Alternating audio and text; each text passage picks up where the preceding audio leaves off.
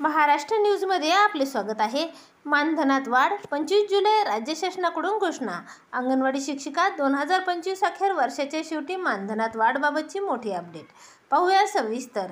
तत्पूर्वी चॅनलवर नवीन आहात तर चॅनलला सबस्क्राईब करा।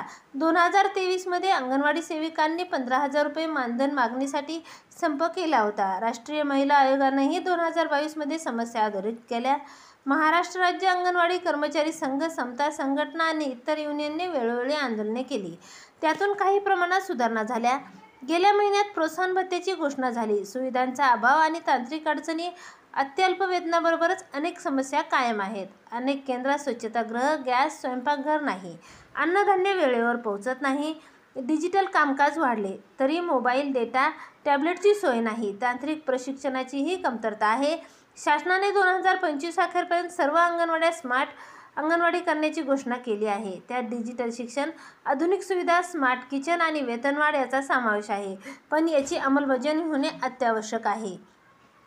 कधी मास्तरीण बाई आल्या म्हणून स्वागत तर कधी या बाया काय उठसूट येतात असा अपमान पण सहन करावा लागतो। राजकारण, वरिष्ठांची अनावश्यक अपेक्षा आणि कागदपत्राचे ओझे यामुळे अडथळे येतात, असे वसुंधरा थोरात सांगतात। अंगणवाड्या म्हणजे समाजसेवेचा कणा आहे।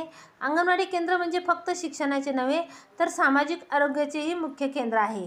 युनिसेफ आणि WHO च्या 2024च्या अहवालानुसार देशात कुपोषण कमी करण्यासाठी अंगणवाडी सेविकांचे योगदान अमूल्य आहे। त्या केवळ शासकीय कर्मचारी नसून समाजाच्या आरोग्य व शिक्षण व्यवस्थेचा पाया घालणाऱ्या खऱ्या समाजसेविका आहेत। त्यांच्या कष्टांना सन्मान, योग्य वेतन आणि सुरक्षितता मिळणे ही काळाची गरज आहे। धन्यवाद।